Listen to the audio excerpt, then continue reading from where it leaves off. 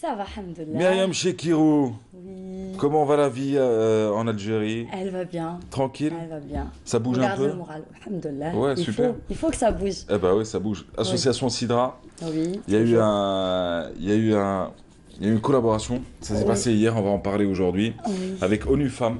Comment exactement. s'est faite la rencontre entre les deux? Ça fait des années que Sidra collabore avec Les agences, les les agences. différentes agences de l'ONU. Voilà, exactement. Donc, ça fait quelque temps qu'on collabore ensemble avec ONU Femmes et à l'occasion de la Journée internationale des droits des femmes, on a décidé de mettre en collaboration une action en faveur des Algériennes en mouvement, en les présentant avec une approche positive, optimiste, pour justement véhiculer cette Journée des droits des femmes. Comment des jeunes femmes algériennes qui vivent en Algérie tous les jours, vivent justement leur parcours et partagent avec nous leurs expériences, comment ils ont su transformer les défis en opportunités, pour justement faire le point aujourd'hui par rapport à ça. Ah, cette journée est célébrée depuis plus d'une vingtaine d'années, plus même, Oui. ici en Algérie. Est-ce qu'on commence à prendre conscience que ce n'est pas une fête, mais plutôt la journée des droits, la journée internationale des droits des femmes? On travaille pour, Ouais. justement. Est-ce que vous sentez que la société est en train de changer, d'ouvrir les yeux et de comprendre un peu? Inch'Allah, on l'espère, on l'espère. Ouais. En tout cas, nous, c'est un peu c'est notre motivation dans ce sens, parce qu'à chaque fois qu'on parle du 8 mars, c'est un peu la blague sur ça, on Oh, l'associe. Cheb Yazid, Voilà, petite pensée exactement. pour toi. Non, mais lui, il a le mérite de l'avoir fait Oui, pendant les oui. années terrorisme. Exactement, exactement. Mais voilà, on va dire qu'on réduit un peu Ouais. l'impact de cette journée.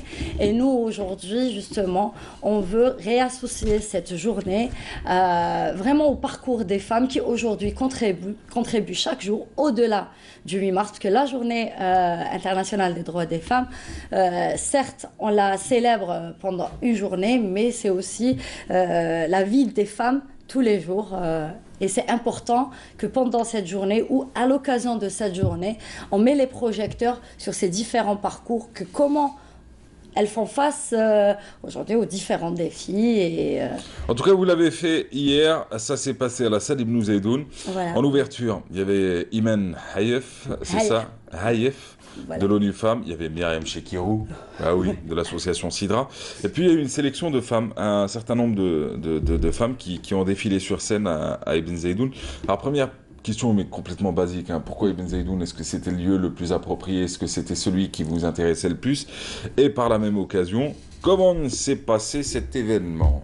Alors, pourquoi Ibn Zaidoun? Ça fait un moment qu'on voulait faire une action là-bas, parce que voilà, c'est une salle Le qui lieu nous s'y convenait. prête, quoi. Voilà, exactement, le lieu s'y prête.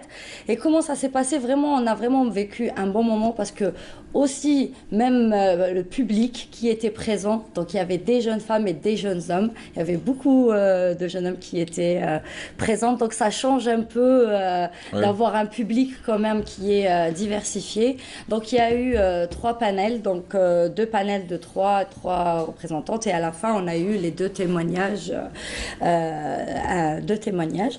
Donc ça s'est passé convivialement, où les femmes ont parlé spontanément, ont ouvert le cœur, ont discuté. Il y a eu un échange aussi avec le public, où aussi des jeunes hommes et des jeunes femmes ont pu interagir avec les intervenantes. D'accord. Et même les thématiques qui ont été abordées, c'était aussi des thématiques diversifiées.